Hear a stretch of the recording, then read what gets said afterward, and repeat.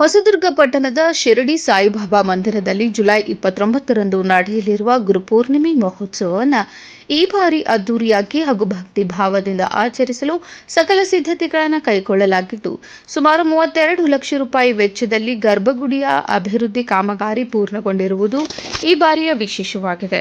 ಹೊಸದುರ್ಗದ ಶಿರಡಿ ಸಾಯಿಬಾಬಾ ಮಂದಿರದಲ್ಲಿ ಗುರುಪೂರ್ಣಿಮೆ ಮಹೋತ್ಸವದ ಅಂಗವಾಗಿ ಪೂರ್ವಭಾವಿ ಸಭೆ ನಡೆಯಿತು. ಸಭೆಯಲ್ಲಿ ಮಾತನಾಡಿದ ಶಿರಡಿ ಸಾಯಿಬಾಬಾ ಟ್ರಸ್ಟ್ನ ಅಧ್ಯಕ್ಷರಾದಂತಹ ಹಂಜಿ ಶಿವಸ್ವಾಮಿ, ಸಾಯಿಬಾಬಾರ ಆಶೀರ್ವಾದದಿಂದ ದೇವಸ್ಥಾನದ ಅಭಿವೃದ್ಧಿ ಕಾರ್ಯಗಳು ಯಶಸ್ವಿಯಾಗಿ ಪೂರ್ಣಗೊಂಡಿದ್ದು, ಮಂದಿರವು ಮತ್ತಷ್ಟು ಆಧ್ಯಾತ್ಮಿಕ ಕೇಂದ್ರವಾಗಿ ಬೆಳೆಯುತ್ತಿದೆ.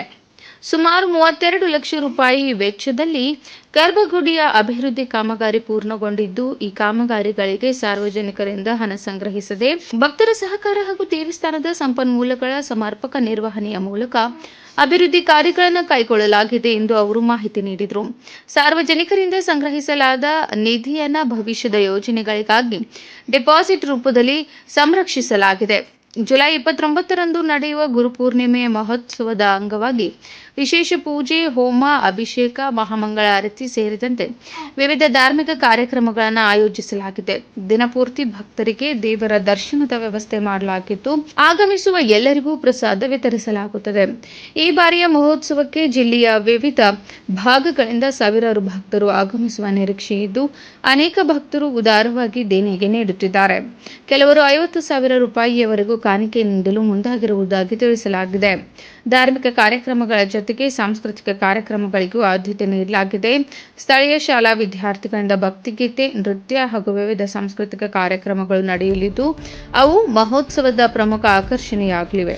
ಭಕ್ತರಿಗೆ ಯಾವುದೇ ತೊಂದರೆ ಆಗದಂತೆ ಸ್ವಯಂ ಸೇವಕರು ಹಾಗೂ ಕಾರ್ಯಕರ್ತರನ್ನು ನಿಯೋಜಿಸಲಾಗಿದ್ದು, ಶಿಸ್ತುಬದ್ಧವಾಗಿ ಕಾರ್ಯಕ್ರಮ ನಡೆಸಲು ಎಲ್ಲ ಅಗತ್ಯ ಸಿದ್ಧತೆಗಳನ್ನು ಕೈಗೊಳ್ಳಲಾಗಿದೆ ಎಂದು ಹಂಜಿ ಶಿವಸ್ವಾಮಿ ತಿಳಿಸಿದರು. ಸಭೆಯಲ್ಲಿ ಶ್ರೀ ಶಿರಡಿ ಸಾಯಿಬಾಬಾ ಟ್ರಸ್ಟ್ನ ಉಪಾಧ್ಯಕ್ಷ ಆದಿ ರಾಜಯ್ಯ, ಎಸ್ ಪ್ರಹ್ಲಾದರಾವ್, ಕುಶ್ಕುಮಾರ್, ಗುರುಮೂರ್ತಿ, ವೀಣಾ ರಾಯ್ಕರ್, ಯಶೋಧ, ಅನಂತ್, ಜಯದೇವ್, ಕರಿಯಪ್ಪ, ಎಚ್ಬಿ ಧನ್ಪಾಲ್, ಸೀತಾ ರಾಘವ ಬ್ಯಾಂಕ್ನ ಪ್ರಧಾನ ವ್ಯವಸ್ಥಾಪಕ ಮಂಜುನಾಥ್ ಸೇರಿದಂತೆ ಎಲ್ಲ ಧರ್ಮದರ್ಶಿಗಳು, ಸ್ವಯಂ ಸೇವಕರು ಉಪಸ್ಥಿತರಿದ್ದರು.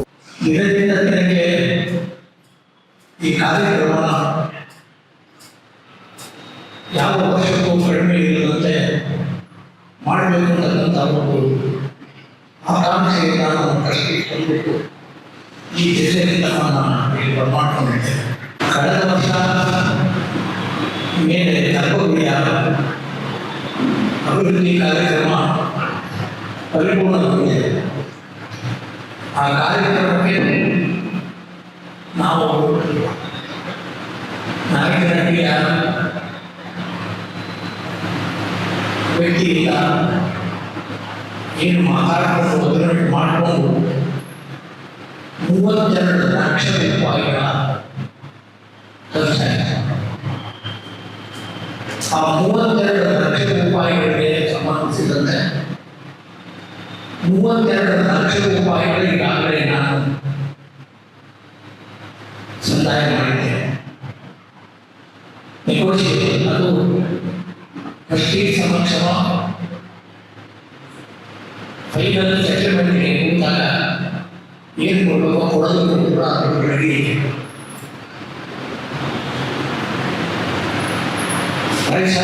ನೋಡಿದ್ದೀವಿ. ಯಾವುದಕ್ಕೂ ಭಾವ ತೊಂದರೆ ಮಾಡಲಿಲ್ಲ ನನಗೆ. ಅಂತ ಹೇಳಿ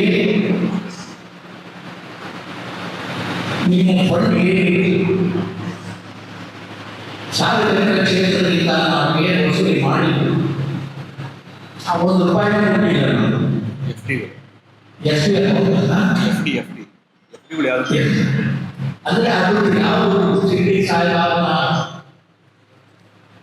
ಭಕ್ತ ಮಹಾಶಯರು ಬಾಬನ ಹೆಸರಿನ ಮೇಲೆ ತೊಡಗಿಸಿದಂತ ಹಣ ಏನಿದೆ ಅದು ₹2 ಹಾಕಿದೆ. ಆ ದುಡ್ಡನ್ನು ಕೊಟ್ಟಿಲ್ಲ. ಅದು ಎಲ್ಲ ಪಾಠಗಳ ಸಮೇತ ಮುಂದೆ ಅದನ್ನು ಹಾಜರುಪಡಿಸ್ತಾ ಇದ್ದೇನೆ ಅಂತ ಅವರ ಪೇಮೆಂಟ್ ಕೂಡ ಆಗಿದೆ. ಅದಕ್ಕೆ ಕೊಡೋದು ದುಡ್ಡು ಕೂಡ ರೆಡಿ ಇದೆ. ಯಾವ ಮಾತಾಡಿ ಪೂರೈಸಲು ರೆಡಿ ಇದೆ. ಬಾಬಾ ನಮ್ಮ ಟ್ರಸ್ಟೀಸ್ಗೆ ಯಾವುದನ್ನು ಕೊಡಲಿಲ್ಲ, ದುಡ್ಡಿಗಾಗಿ ಬಂದಾಗಿಲ್ಲ. ನಾವು ಸರ್ಕಾರದಲ್ಲಿ ಎಲ್ಲ ಪೇಮೆಂಟ್ಗಳನ್ನು ಕೂಡ ಕೊಟ್ಟಿದೆ.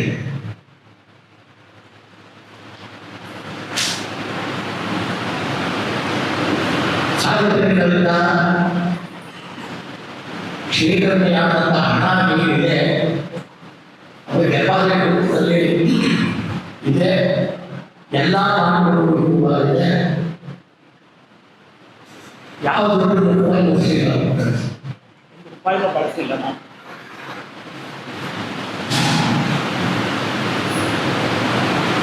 ಈ ಗುರುಪೌರ್ಣಿಮೆಯ ಕಾರ್ಯಕ್ರಮ ಸಾರ್ವಜನಿಕ ವಂತಿಕೆಯಿಂದ ಸಂಗ್ರಹಿಸಿ ಮಾಡಿಕೊಳ್ಳತಕ್ಕಂಥ ವ್ಯವಸ್ಥೆಯನ್ನು ಕೂಡ ನಾವು ಮಾಡಿಕೊಂಡಿದ್ದೇವೆ. ಪ್ರಾಯಶಃ ಕಳೆದ ವರ್ಷಕ್ಕಿಂತಲೂ ಕೂಡ ಈ ವರ್ಷ ಹೆಚ್ಚುವರಿ ಖರ್ಚಾಗಬೇಕು. ಹಾಗೆ ಆಗುತ್ತೆ. 4,007 ರೂಪಾಯಿ ಸಿಲಿಂಡರ್ ಮಾಡಿದ್ರು. ಮೇಜರ್ ಸಿಲಿಂಡರ್, ಅಡಿಗೆ ಎಣ್ಣೆ,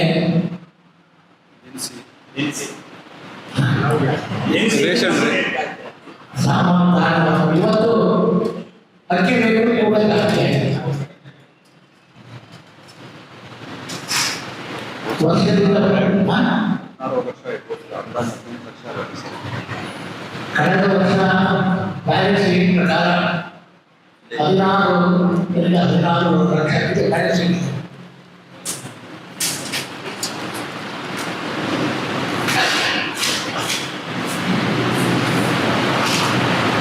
ಈ ವರ್ಷ 18 ಲಕ್ಷ ಅಂದಾಜಿದೆ.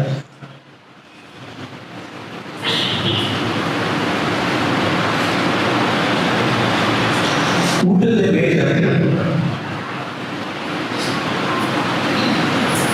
ಮೇಜರ್ ಹೆಚ್ಚುವರಿ ಖರ್ಚು ಬರೋದೇ ಅಲ್ಲ. ಬೆಳಿಗ್ಗೆ ಮಾಮೂಲು 5 ಗಂಟೆಗೆ ಅಭಿಷೇಕ ಶುರುವಾಗುತ್ತೆ. 6 ಗಂಟೆ ಹೊತ್ತಿಗೆ ಸಂಕಲ್ಪ ಎಲ್ಲ ಮುಗಿತದೆ. 6 ಗಂಟೆಯಿಂದ ಸಾರ್ವಜನಿಕವಾಗಿ ತಾವೆಲ್ಲ ಅಭಿಷೇಕ ಮಾಡ್ಬೋದು. ಅಂದಾಜು 10:30 ತನಕ ಅಭಿಷೇಕ ಇರುತ್ತೆ. ಆಮೇಲೆ ಮತ್ತೆ ಕರೆಕ್ಟಾಗಿ 12:30ರಿಂದ 12:30 1 ಗಂಟೆ ಹೊತ್ತಿಗೆ ಎಲ್ಲಾದರೂ ಪೂಜಾ ಇದಾಗಿ ಅಲ್ಲಿ ಮಹಾಮಂಗಳಾರತಿ ಆಗ್ತದೆ. ಅದ್ರ ಮಧ್ಯದಲ್ಲಿ ಇಲ್ಲಿ ಹೋಮ ಹವನಗಳು ಈಗ ಪ್ರತಿ ವರ್ಷ ಮಾಡೋಣ ಅಂತ ಅಧ್ಯಕ್ಷ ಸಂಕಲ್ಪ ಆಗಿದೆ. ಹಂಗಾಗಿ ಅದನ್ನು ಮುಂದುವರ್ಸೋಣ ಅಂತ ಅದೊಂದು ಅಭಿಪ್ರಾಯ ಇದೆ. ಮತ್ತು 4 ಗಂಟೆಗೆ ಮಧ್ಯಾಹ್ನ ಸತ್ಯನಾರಾಯಣ ಪೂಜೆ ನಡೀತದೆ. ಅದಾದ ಮತ್ತೆ ಸಾಯಂಕಾಲ 6 ಗಂಟೆಯಿಂದ ರಾತ್ರಿ 8:30 ತನಕ ಸಾರ್ವಜನಿಕವಾಗಿ ಮತ್ತೆ ಪಾದಸ್ಪರ್ಶ ಆಯಿಸಿದ್ದು ಬಾಬಾವರ ಪಾದಸ್ಪರ್ಶಕ್ಕೆ ಮತ್ತು ಪ್ರದಕ್ಷಿಣೆ ಇದಕ್ಕೆ ನಮಸ್ಕಾರಕ್ಕೆ ಅವಕಾಶ ಇರುವಂಥದ್ದು. ಈ ಒಂದು ಕಾರ್ಯಕ್ರಮಗಳಲ್ಲಿ ಏನಾದರೂ ಲೋಪದೋಷಗಳು ಮುಂಚೆ ಏನೋ ಆಗಿದೆಯಾ, ಏನು ತಿಳ್ಕೋಬೇಕು, ಏನು ಮಾಡ್ಕೋಬೇಕು ಅನ್ನೋ ವಿಷಯಕ್ಕೆ ನಿಮ್ಮೆಲ್ಲರೂ ಒಂಚೂರು ಹೇಳ್ತೀವಿ. ಯಾಕೆಂದರೆ ನಾವು ಒಂದೇ ಕಣ್ಣಲ್ಲಿ ನೋಡ್ತಾ ಇರ್ತೀವಿ, ಬೇರೆ ಹಿಂದ್ಗಡೆಯಿಂದ ಮಾತಾಡ್ತಾರೆ. ಆಮೇಲೆ ನಮಗೆ ನನಗೆ ಅನುಭವ ಆಯಿತು, ರಶ್ ತುಂಬ ಜಾಸ್ತಿ ಆಗ್ಬಿಡುತ್ತೆ. ಬೆಳಿಗ್ಗೆ ಯಾವಾಗ ನಾವು ಮಹಾಮಂಗಳಾರತಿ 1 ಗಂಟೆ ಹೊತ್ತಿಗೆ ಮಾಡಿದ್ವೋ ತುಂಬ ರಶ್ ಆಯಿತು. ಜನ ಎಲ್ಲ ಕಡೆಗೂ ಇದ್ದರು, ಸ್ವಲ್ಪ ಅಬ್ಜೆಕ್ಷನ್ನೇ ಮಾಡಿದರು. ನಮಗೆ ಉಸಿರಾಡೋಕ್ಕಾಗ್ತಾಯಿಲ್ಲ, ಇಷ್ಟು ರಶ್ ಆಗಿದೆ, ನೀವು ಮಾಡಿಲ್ಲ ಅಂತ. ಅದಕ್ಕೊಂದು ಏನು ಮಾಡ್ಕೋಬೋದು ಅಂತ ಹೇಳಿದ್ರೆ ನೀವು ಸಲಹೆ ಸೂಚನೆ ಕೊಟ್ಟರೆ ಮಾಡೋಕ್ಕೆ ಹುಡುಗರಿದ್ದಾರೆ, ಮಾಡ್ತಾರೆ. ಇಲ್ಲ ಟೋಟಲ್ ಬ್ಯಾರಿಕೇಡ್ಸ್ ಹಾಕ್ಕೊಂಡು ಯಾವುದೇ ಕಡೆ ರಶ್ ಆಗೋದು ನೋಡ್ಕೊಂಡು ಏನು ಮಾಡ್ಕೋಬೋದು ಅಂತ. ಆಮೇಲೆ ಹೋದ್ಸಲೂ ಅದನ್ನು ಮಾಡಿದ್ವಿ. ಹೋದ್ಸಲ ಮುಂಚೆಲ್ಲ ಏನು ಮಾಡ್ತಿದ್ವಿ, ಮಹಾಮಂಗಳಾರತಿ ಆದ ತಕ್ಷಣ ಪಾದಸ್ಪರ್ಶಕ್ಕೆ ನಾವು ಅವಕಾಶ ಮಾಡ್ಕೊಡ್ತೀವಿ. ಈ ಸಲ ಮುಂಚೆನೇ ಡಿಸೈಡ್ ಮಾಡಿ ಪಾದಸ್ಪರ್ಶ ಅವಕಾಶ ಅವ್ರಿಗೆ ಯಾವುದೇ ಕಾರಣಕ್ಕೂ ಬೇಡ. ಸಾಯಂಕಾಲ 6 ಗಂಟೆ ತನಕ ಯಾವುದೇ ಕಾರಣಕ್ಕೂ ನಮ್ಮ ಬಾಬಾನ ವೇದಿಕೆ ಬಿಟ್ಟರೆ ಯಾರು ತಗೊಂಡು ಕೆಳಗಡೆ ನಮಸ್ಕಾರ ಮಾಡಬೇಕು, ಹಾಗೆ ಹೋಗಬೇಕು. ಸಾಯಂಕಾಲ 6 ಮುಕ್ತವಾಗಿರುತ್ತೆ. ಎಲ್ಲರೂ 8 ಜನ ಬಂದ್ಬಿಟ್ಟು ಅವರು ಪಾದಸ್ಪರ್ಶ ಮಾಡಿ ನಮಸ್ಕಾರ ಮಾಡಿ ಪ್ರಸಾದ ತಗೊಂಡು ಹೋಗ್ಬೋದು. ನನ್ನ ಅಭಿಪ್ರಾಯ, ನಿಮ್ಗಳ ಅಭಿಪ್ರಾಯ ಏನಿದೆ ತಿಳಿಸಿ. ನಾನು ಪೂಜಾ ಕೈಂಕರ್ಯಗಳಿಗೆ ಏನಾದರೂ ವ್ಯತ್ಯಾಸ ಮಾಡಬೇಕು, ಇನ್ನೆಲ್ಲ ಅದು ಧಾರವಾಡ ಶೇರ್ ಮಾಡಿ ಅಂತ ಕೊಡ್ತೀನಿ.